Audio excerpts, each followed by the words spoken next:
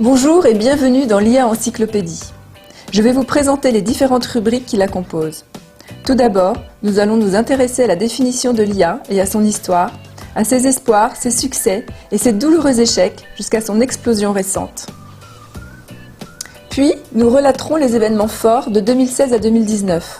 2016 n'est pas pris par hasard, car c'est l'année d'une victoire d'une IA sur le champion du monde du jeu de Go. C'est une sorte de déclic, comparable à l'impact du premier vol habité dans l'espace par un cosmonaute russe. Nous évoquerons les précurseurs dont Turing et son test consistant à reconnaître ou pas une IA en l'interrogeant, et Moore qui avait prédit l'évolution exponentielle de la vitesse de calcul des ordinateurs à partir de processeurs de plus en plus petits. Nous décrirons également le fonctionnement du Big Data, une approche logicielle qui permet de travailler très rapidement sur d'énormes volumes de données non structurées, comme interpréter des images, des sons et traduire des textes. Place ensuite aux algorithmes du machine learning. Il s'agit d'expliquer pourquoi on associe le mot algorithme aujourd'hui à l'IA, alors que ce mot existe depuis l'Antiquité et que la plupart des modèles prédictifs existent depuis de nombreuses années. Un algorithme du machine learning a la faculté de faire preuve d'autonomie, c'est-à-dire d'apprendre de ses erreurs sans aide extérieure grâce à l'auto-apprentissage appelé également apprentissage automatique. Nous nous concentrerons sur les différents types d'apprentissage, l'apprentissage supervisé, l'apprentissage non supervisé et l'apprentissage par renforcement, ainsi que les méthodes qui permettent aux algorithmes de corriger leurs erreurs. Puis chaque algorithme sera présenté dans une rubrique spécifique, les plus simples comme la régression linéaire, les plus courants comme la régression logistique et les plus récents comme les forêts aléatoires et les vecteurs de support. Enfin, nous détaillerons le deep learning, qui est une famille particulière d'algorithmes du machine learning.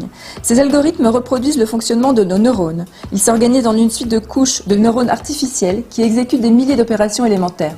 Il existe des réseaux de neurones spécifiques, les réseaux convolutifs qui interprètent des images, les réseaux récurrents qui traduisent des textes, interprètent des sons et sont à la base des enceintes connectées qui nous sont de plus en plus familières.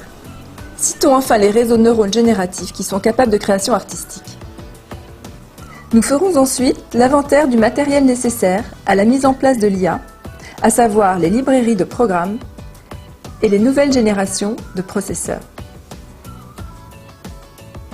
Nous décrirons les principales applications de l'IA dans les différents secteurs d'activité, comme la banque, l'assurance, la santé, la grande distribution, l'agriculture et les transports, ainsi que les applications du deep learning sur le visuel et sur le langage.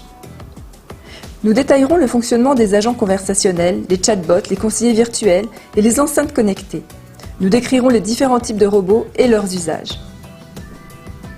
Nous verrons également comment le marketing one-to-one peut enfin devenir une réalité avec l'IA, et où nous en sommes quant aux problématiques juridiques relatives à l'IA, notamment sa régulation et la justice prédictive. Nous ferons également un tour du côté des neurosciences et de la mécanique quantique.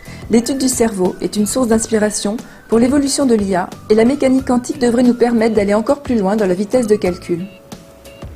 Un panorama chiffré des géants du numérique utilisant l'IA aux États-Unis et en Chine permettra de mesurer leur puissance financière et d'évaluer leur potentiel de diversification. Enfin, nous proposerons une réflexion autour des sujets IA et de ses différents acteurs à partir de l'observation de l'état de l'art et des tendances actuelles. Nous souhaitons que l'IA ne produise pas ce futur-là, mais plutôt celui-ci ou celui-là. Pour se rappeler tout cela, nous avons prévu une rubrique qui fournit une synthèse des définitions des principaux termes récurrents de l'IA et des algorithmes. Enfin, pour ceux qui souhaitent compléter leur formation, enrichir leurs connaissances ou qui recherchent une assistance pour implanter un projet en intelligence artificielle, l'IA Academy propose plusieurs types de formations en présentiel au sein de son école, située 22 rue Vaugelas dans le 15e arrondissement de Paris, ou en entreprise. Le détail de ces formations et les modalités d'inscription figurent sur notre site. Merci pour votre attention, bon travail et à bientôt sur notre site ou dans notre école.